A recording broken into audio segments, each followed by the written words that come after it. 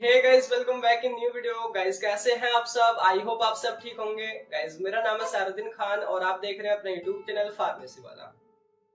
कोई भी सपना साकार करने के लिए सबसे जरूरी है सही कोच का होना। चुनिए फार्मेसी वाला को और करे अपने B pharm and D pharm का सपना साकार। Download the app now. तो आज की जो वीडियो है ना, इस वीडियो में हम देखने वाले हैं, देखिए वही जो हमारी फार्मास्यूटिकल यूरिस्प्रूडेंस 5th सेमेस्टर में चल रही थी। तो यहाँ पे देखिए लास्ट वीडियो में हमने कवर करा था शेड्यूल ऑफ ड्रग एंड उनके रूल वगैरह। तो आप यहाँ तक की जो पिछली वीडियोज़ हैं उनको जरूर से देख लेना। प्लेलिस्ट का जो लिंक है आपको डिस्क्रिप्शन में मिल जाएगा। इसके अलावा जो अदर सब्जेक्ट हैं, जिसकी कोलॉजी है, मेडिसिनल केमिस्ट्री है, इंडस्ट्रियल फार्मेसी है, तो उनके भी लेक्चर्स कुछ अपलोडेड है, उनके भी प्लेलिस्ट को आप देख सकते हैं। लिंक आपको वहीं डिस्क्रिप्शन में ही मिल जाएगा।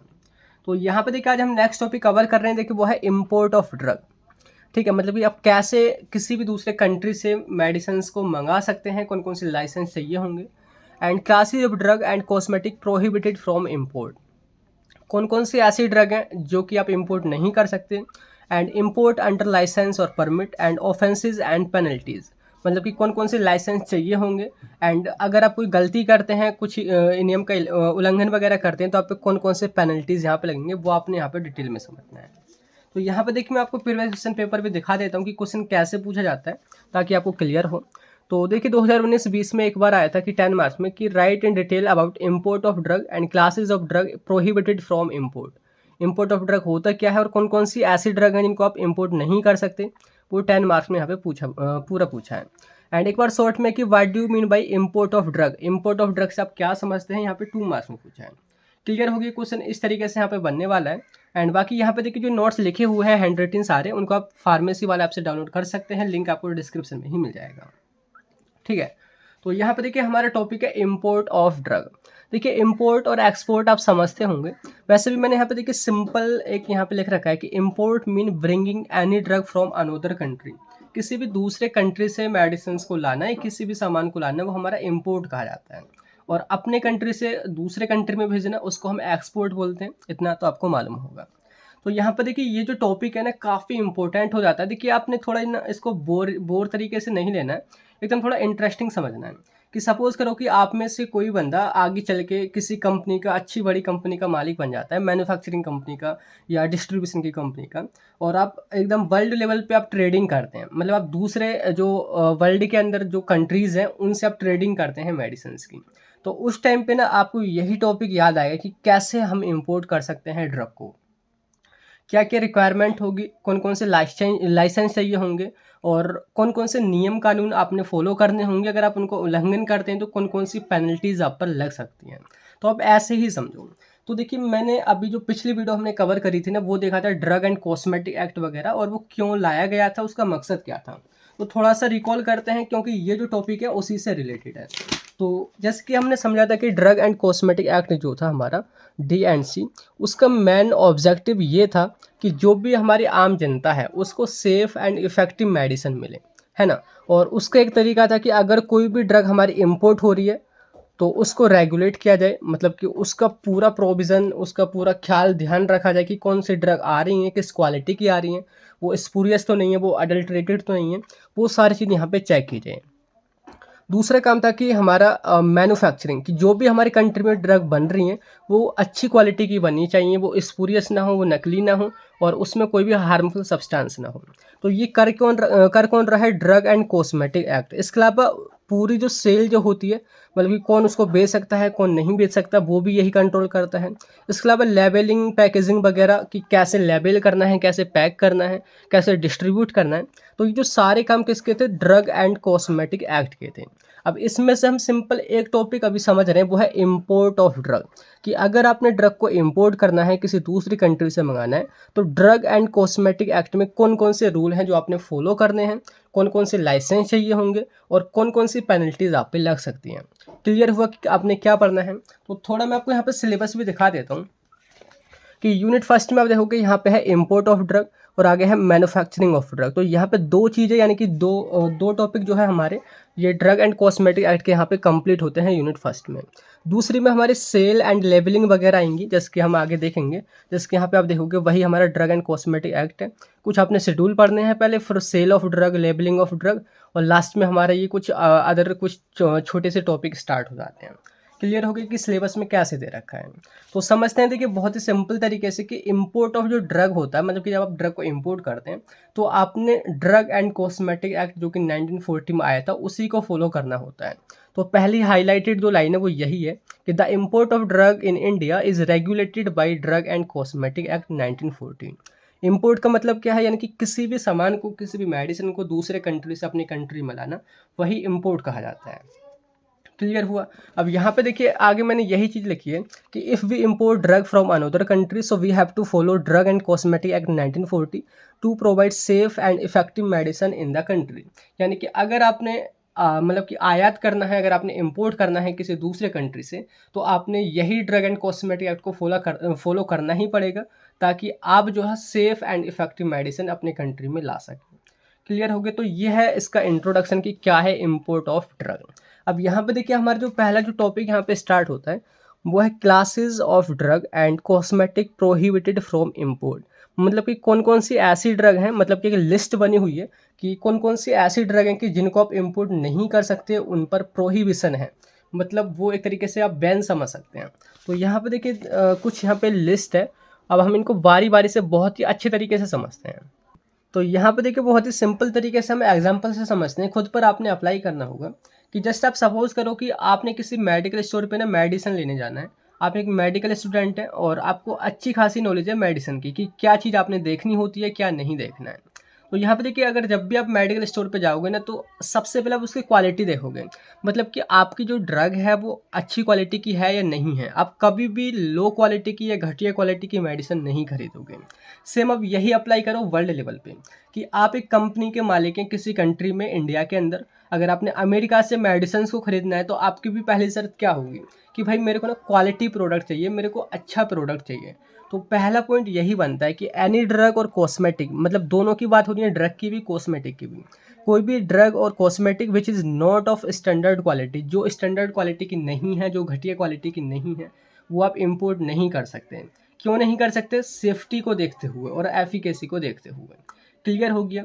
दूसरा पॉइंट है कि जब भी आप मेडिकल स्टोर पे जाओगे एज ए कस्टमर, आप ये भी चेक करोगे कि आपने जो मेडिसिन खरीदनी है वो नकली नहीं होनी चाहिए, वो मिलावटी नहीं होनी चाहिए, और वो मिस ब्रांडेड यानी कि दिखावटी नहीं होनी चाहिए। मैंने लास्ट वीडियो में ना तीनों टर्म समझाई थी कि any miss branded, spurious and adulterated drug और कॉस्मेटिक कांट बी इम्पोर्टेड। मतलब कि इन तीनों टाइप की जो ड्रग हैं वो भी इम्पोर्ट नहीं की जा सकती।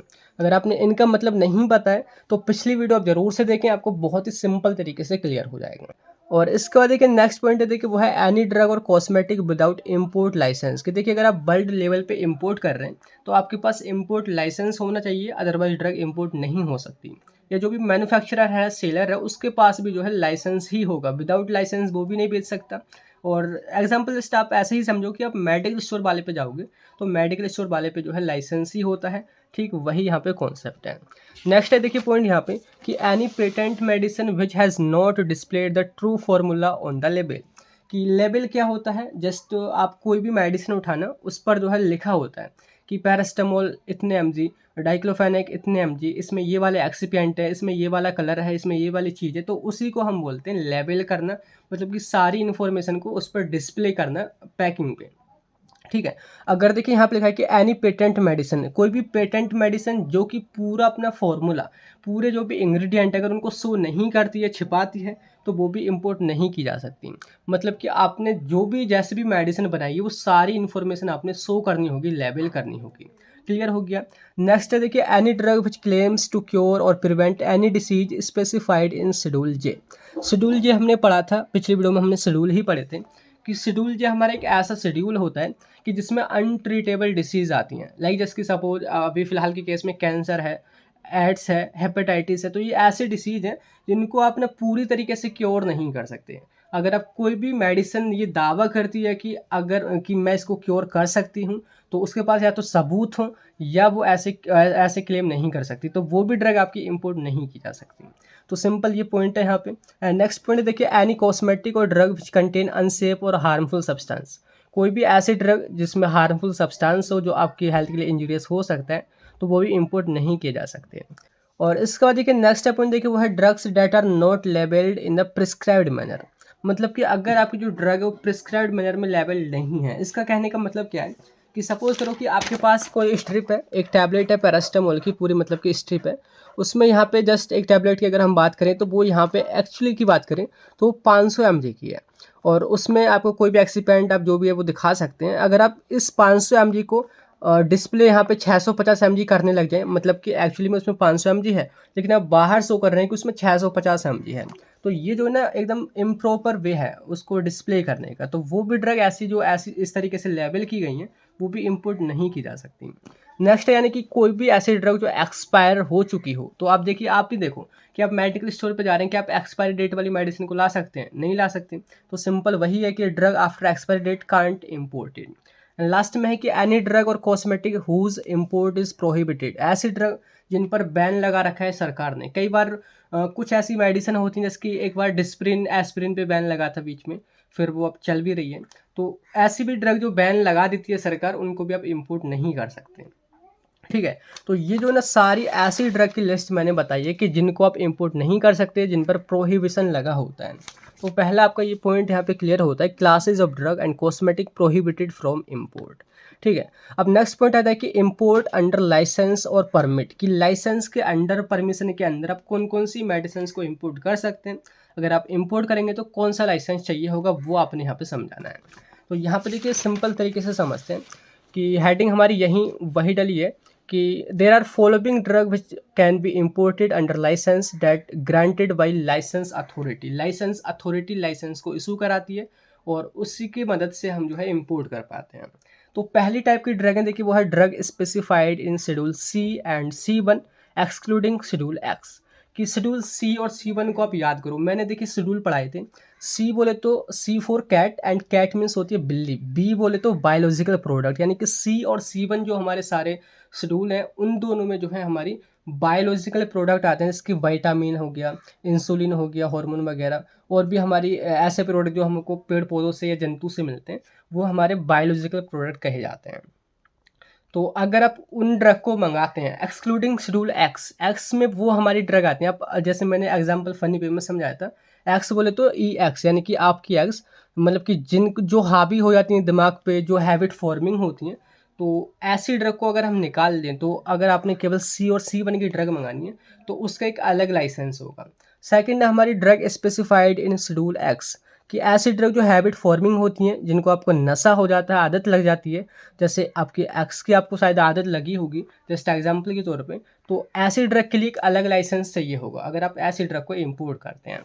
नेक्स्ट देखिए, small quantity of drug imported for test और एनालिसिस और एग्जामिनेशन। कुछ जो ड्रग हैं स्मॉल क्वांटिटी में एग्जामिनेशन के लिए, टेस्टिंग के लिए, या कोई भी एनालिसिस करने के लिए दूसरे कंट्री से मंगाई जाती हैं। सपोज करो कि अमेरिका ने कोई ड्रग, या बोल तो इंडिया ने हमारे कोरोना के टाइम पे कुछ ड्रग यहाँ पे मतलब या वैक्सीन डिस्कवर कर ली। अब कोई दूसरा कंट्री हमसे पूरी उसकी टेक्निक मांगे कि आपने कैसे डिस्कवर करी, कैसे आपने मतलब कि इसको बनाया है, तो वो जो सारी प्रोसेस है या उसकी टेस्टिंग करने के लिए कुछ क्वांटिटी में वो दूसरे अगर कंट्री में वो मंगाएं, तो वो भी हमारा क्या कहा जाएगा, यहाँ पे एक तरीका हो जाएगा इंपोर्टिंग के लिए, या बोलते हो एक्सपोर्टिंग के लिए। जस्ट मैं दूसरे कंट्री के हिसाब से बता रहा हूँ। नेक्स्ट देखिए पॉइंट, वो है ड्रग फॉर पर्सनल यूज़, या बोलते हो प्रिस्क्राइब्ड बाई RMP। कुछ जो ड्रग है ना जिसकी कोई सीरियस आपको प्रॉब्लम हो जाती है, तो उसकी मेडिसिन, लाइक कैंसर की मेडिसिन या किसी और बड़ी बीमारी की मेडिसिन बाहर कंट्री, किसी बड़े कंट्री में ही मिलती है। तो अगर डॉक्टर ने आपको प्रिस्क्राइब कर रहा है कि ये मेडिसिन आपको विदेश से ही आएंगी, तो तब भी आपने इंपोर्ट कराने के लिए एक अलग परमिशन चाहिए होगी, अलग एक फॉर्म वगैरह भरना होगा। लास्ट में है any new drug. New drug कहने का मतलब ये नहीं है कि उसका ट्रायल वगैरह अभी चल ही रहा है, नहीं, वो सारी चीज़ कंप्लीट हो चुकी हैं, बस वो पब्लिक नहीं हुई है। तो ऐसी ड्रग को भी आप इंपोर्ट करा सकते हैं, उसका भी एक अलग प्रोसीजर होता है। तो यहाँ पे देखिए इसके 5 तरीके हैं मेडिसिन को मंगाने के। और इसके अलावा देखिए मैं आपको यहाँ पे एक चीज़ और मेंशन करना चाहूँगा कि कुछ जो मेडिसिन है ना, वो स्टैंडर्ड जो लेवल की होती हैं, जो बहुत ही ज़्यादा पॉपुलर होती हैं, उनको ना कई बार आप बिना लाइसेंस के भी मंगा सकते हैं। तो अगर आपने पढ़ा हो, आपको मैं थोड़ा सा याद दिला दूँ, आपने एक शेड्यूल D पढ़ा होगा, जैसे कि मैं आपको यहाँ पे दिखाई देता हूँ शेड्यूल D, कि यहाँ पे लिखा था कि this contains those drug which can imported without any special provision. मतलब कि ऐसी ड्रग जिनको आप विदाउट गवर्नमेंट के प्रोविज़न के मंगा सकते हैं, विदाउट लाइसेंस के मंगा सकते हैं, वो शेड्यूल D में आती थी। तो कुछ मेडिसिन को आप बिना लाइसेंस के भी मंगा सकते हैं, ठीक है, ये यहाँ पे मैं आपको मेंशन करती हूँ। बाकी बात करते हैं यहाँ पे हम बारी बारी से कि अगर आपने सी और C1 इन कैटेगरी की मेडिसिन को मंगाना है तो कौन सा फॉर्म भरना है, कैसे क्या आपकी कंडीशंस होनी चाहिए, एलिजिबिलिटी क्या होनी चाहिए। तो पहला है देखिए वही, यानी कि import of schedule C and C1 drug, जिनको हम बायोलॉजिकल प्रोडक्ट भी बोलते हैं। तो यहाँ पे ना कुछ कंडीशन लिखी हुई हैं कि अगर आपने लाइसेंस चाहिए तो आपने क्या क्या चीज़ को फॉलो करना है, क्या क्या चीज़ आपके पास होनी चाहिए according to drug and cosmetic act. तो पहला यहाँ पे पॉइंट है कि licensee must have adequate facility for storage. देखिए लाइसेंसी कहने का मतलब है कि ऐसा पर्सन जिसको लाइसेंस चाहिए, जो लाइसेंस अवेल करना चाहता हो, तो उसके पास ना पहली बात तो स्टोरेज कंडीशन अच्छी खासी होनी चाहिए।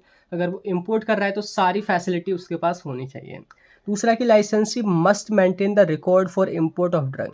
वो सारे इम्पोर्ट का वो रिकॉर्ड मेंटेन करें कि कौन सी मेडिसिन आई है और आने के बाद वो कहाँ पे डिस्ट्रीब्यूट हुई है। अगर कोई प्रॉब्लम भी आए तो उसको हम रिटर्न कर सकें। और इसके बाद देखिए नेक्स्ट पॉइंट की licensee must allow the inspector to inspect the premises where imported drug store.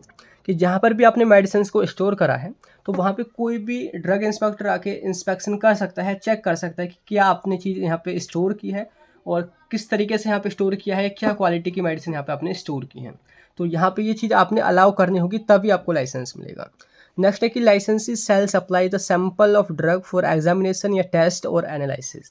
कई बार देखिए गवर्नमेंट जो लैब वगैरह होती हैं तो वहाँ पर भी आपने जो है सैंपल अपने सप्लाई करने होते हैं कि आपने कौन सा सामान मंगाया है या बोले तो कौन सी मेडिसिन मंगाई है, तो वो भी आपने सप्लाई करनी होंगी अगर आप इंपोर्ट कराना चाहते हैं, अदरवाइज़ आपको लाइसेंस नहीं मिलेगा। और लास्ट में कि अगर आपने लाइसेंस चाहिए तो आपने फॉर्म नंबर 9 के अंदर जो है सारा कुछ ये भरना होगा, देन आपको जो है शेड्यूल C एंड C1 के लिए आपको लाइसेंस मिल जाएगा। ठीक है, तो ये है according to drug and cosmetic act, आपके पास ये सारी कंडीशंस यहाँ पे होनी चाहिए। अब हम सेकंड बात करते हैं ऐसी ड्रग जो कि हैबिट फॉर्मिंग होती हैं, जिनको हम शेड्यूल एक्स की ड्रग भी बोलते हैं। आप फनी वे में याद रख सकते हैं, जिसकी एक्स बोले तो आपकी एक्स, जिसकी आदत पड़ जाती है, या बोले तो जो दिमाग पे काम करते हैं, तो हैबिट फॉर्मिंग ड्रग हम इनको बोलते हैं। अगर आपने इनको इंपोर्ट करना है किसी दूसरे कंट्री से तो कौन कौन सी कंडीशंस हैं जो आपने यहाँ पे फॉलो करनी होगी, मतलब कि ये चीज़ आपके पास होनी चाहिए। तो पहला पॉइंट है कि लाइसेंसी, यानी कि जो पर्सन लाइसेंस लेना चाहता है उसके पास एडिक्वेट यानी कि पूरे अच्छी तरीके से स्टोरेज फैसिलिटी होनी चाहिए, सारी वहाँ पे सुविधा होनी चाहिए। और इसके बाद एक सेकंड पॉइंट है कि applicant must be reputable in the occupation, trade और बिजनेस। कि जो भी बंदा इस लाइसेंस को लेना चाहता है ना, वो रेपुटेटेड होना चाहिए, मतलब कि उसकी कंपनी एकदम अच्छी खासी जानी मानी कंपनी हो, उसकी अच्छी खासी रेपुटेशन हो और वो ट्रेडिंग में अच्छा खासा हो। मतलब कि ऐसा समझो कि वो कंपनी अच्छे प्रोडक्ट बनाती हो, ऐसा नहीं कि आप नकली सामान बेच रहे हैं या आप पे कोई दाग धब्बा लगा हुआ है किसी भी मतलब कि स्पैम का या किसी भी चीज़ का, तो आप यहाँ पे शेड्यूल एक्स का लाइसेंस नहीं ले सकते। नेक्स्ट है कि licence authority may refuse to grant the licence. आपका जो लाइसेंस है उसको लाइसेंस अथॉरिटी रेफ्यूज़ कर सकती है। कब कर सकती है? पहला पॉइंट है कि if applicant fail to comply with drug and cosmetic act. कि अगर ड्रग एंड कॉस्मेटिक एक्ट को आप पूरी तरीके से फॉलो नहीं करते हैं, किसी भी प्रोविज़न को नहीं मानते हैं, तो वो उसको रेफ्यूज़ कर सकती है। नेक्स्ट है कि if applicant previously licence was cancelled. अगर आपका कोई पुराना लाइसेंस हो वो कैंसिल कर दिया गया है और आप दोबारा से अप्लाई कर रहे हैं, तो उसकी वजह से ना आपको नया लाइसेंस भी यहाँ पे नहीं दिया जाएगा। तो यह है कुछ कंडीशन शेड्यूल एक्स की ड्रग को मंगाने के लिए आपने कैसे लाइसेंस यहाँ पे, ये सारी चीज़ आपको करनी होगी। नेक्स्ट है देखिए यहाँ पे थर्ड वो है import of small quantity of drug for test और एनालिसिस। जैसे कि मैंने बोला कि कोई मेडिसिन सपोज दूसरे कंट्री ने यानी कि अमेरिका ने बना ली है और उसकी प्रोसेस हमको नहीं पता है, तो आपने उस कुछ क्वांटिटी में मंगाया, स्मॉल क्वांटिटी में आप उसकी टेस्टिंग कर रहे हैं, उस पर एग्जामिनेशन कर रहे हैं कि कैसे वो बनाई है, कैसे वो काम करती है, तो वो भी एक तरीके का हमारा इम्पोर्ट होता है स्मॉल क्वांटिटी में।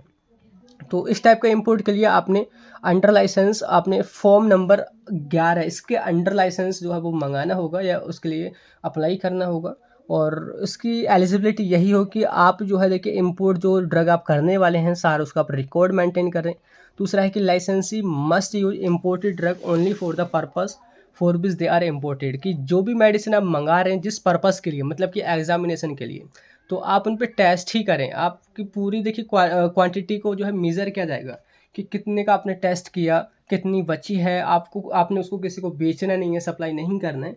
तो ये चीज़ आपने यहाँ पे ध्यान रखनी होगी। और इसके बाद देखिए लास्ट में एक और पॉइंट है कि licensee must allow the inspector to inspect the storage area where the imported drug are stored, कि जहाँ पर भी इम्पोर्टेड ड्रग स्टोर किया आपने तो वहाँ पे कोई भी इंस्पेक्शन के लिए आ सकता है, आपने उनको अलाउ करना होगा। तो ये कुछ शर्तें हैं अगर आप स्मॉल क्वांटिटी में मेडिसिन मंगा रहे हैं टेस्टिंग कराने के लिए। नेक्स्ट है कि import of drug for personal use. Personal use कहने का क्या मतलब है कि किसी भी डॉक्टर ने आपको मेडिसिन को प्रेस्क्राइब कर दिया है, आपको बहुत ही सीरियस कोई बीमारी है और उसकी मेडिसिन इंडिया के अंदर नहीं मिलती हैं और वो बाहर से आती हैं, तो उसके लिए भी आपने जो है लाइसेंस इशू कराना होगा। तो उसके लिए क्या क्या कंडीशन है कि देखिए सबसे पहला कि अप टू 100 डोज इम्पोर्टेड, केवल 100 डोज मैक्सिमम आप इम्पोर्ट करा सकते हैं एक टाइम में। और उसके लाइसेंस के लिए आपने एप्लीकेशन फॉर्म 12A और 12B ये जो है फिल करने होंगे, तब आपको लाइसेंस मिलेगा। दूसरा पॉइंट है कि drug must B for personal use, वो केवल पर्सनल यूज़ के लिए ही मंगाई जानी चाहिए। अब ऐसे नहीं कि आप उन पर टेस्टिंग करने लग रहे हैं या आप ऐसे ही मेडिसिन कॉपी करके बनाने लग रहे हैं, तो वो आपने ऐसा नहीं करना है। थर्ड वन की drug must be declare to the custom collector if so directed, कि अगर मेडिसिन आ रही है, अगर आप कोई भी वहाँ पे चेक वगैरह करने लग जाता है तो आपने सारा कुछ बताना होगा कि ये इस काम के लिए है, मेरे पास ये सारी चीज़ें डॉक्यूमेंट वगैरह हैं, आप इनको अलाउ कीजिए। तो ये है आपको किसके लिए, पर्सनल यूज़ के मेडिसिन को मंगाने के लिए।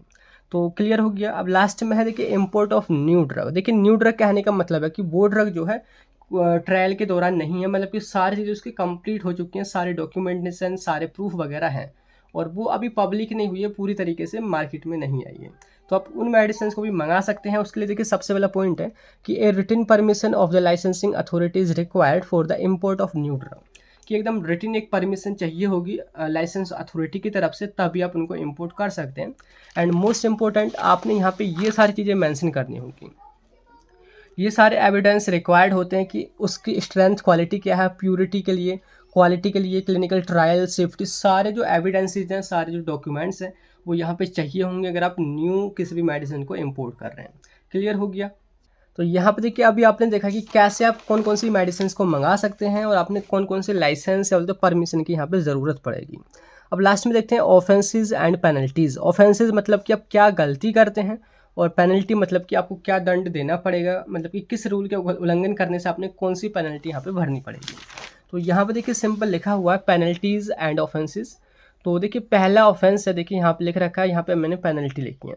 पहला है कि इम्पोर्ट ऑफ अडल्ट्रेटेड और स्पूरियस ड्रग या cosmetic that contain harmful ingredient, कि अगर आप ऐसी मेडिसिन को इम्पोर्ट करते हैं जो कि मिलावटी हैं या बोले तो वो स्पूरियस हैं, नकली हैं, उनमें हार्मफुल इंग्रेडिएंट हैं, तो आप पकड़े अगर जाते हैं तो आपको कौन सा दंड देना होगा। देखिए पेनल्टी की बात करें, अगर आप फर्स्ट टाइम पकड़े जाते हैं, अगर आप फर्स्ट विक्टिम हैं तो आपको 3 साल तक की जेल हो सकती है और आपको 5,000 रुपये का फाइन जुर्माना यहाँ पे देना होगा। ये तब है अगर आप फर्स्ट टाइम पकड़े जाते हैं। अगर आप कई बार पकड़े जाते हैं या दूसरी बार पकड़े जाते हैं, उसको हम बोलते हैं सब्सिक्वेंट कन्विक्शन। तो दूसरी बार में आपको 5 साल की जेल होगी प्लस 10,000 रुपये का जुर्माना होगा, या दोनों चीज़ हो सकती हैं। ठीक है। नेक्स्ट यहाँ पे ऑफेंस की import of other prohibited drug, कि कुछ अदर ड्रग मतलब कि जो गवर्नमेंट ने बैन कर रखी हैं, लाइक जैसे कि सपोज जैसे कि एस्पिरिन वगैरह बैन की थी, या कोई और भी नार्कोटिक ड्रग हमारी बैन कर रखी है, अगर आप उसको इम्पोर्ट करते हैं और पकड़े जाते हैं तो आपको 6 महीने तक की जेल होगी और 500 रुपये का जुर्माना हो सकता है, या ये दोनों चीज़ साथ में हो सकती हैं। अगर आप बार बार करते हैं यही काम और फिर दोबारा पकड़े जाते हैं तो आपको फिर 1 साल की जेल हो सकती है और 1,000 रुपये अपने जुर्माने के यहाँ पे देने होंगे। तो यह है पेनल्टी। एंड लास्ट में है देखिए इम्पोर्ट ऑफ ड्रग और cosmetic against any notification issued under section 10A, कि सेक्शन 10A अगर इसके अंदर कोई नोटिफिकेशन आ रखा है कि आपने भाई ये वाली मेडिसिन या तो ये वाला प्रोडक्ट इम्पोर्ट नहीं करना है, और आप फिर उसके बावजूद भी उसके अगेंस्ट जा करके अगर आप उसको इम्पोर्ट करते हैं और पकड़े जाते हैं तो आपको देखिए 3 साल तक की जेल हो सकती है, 5,000 रुपये जुर्माना लग सकता है।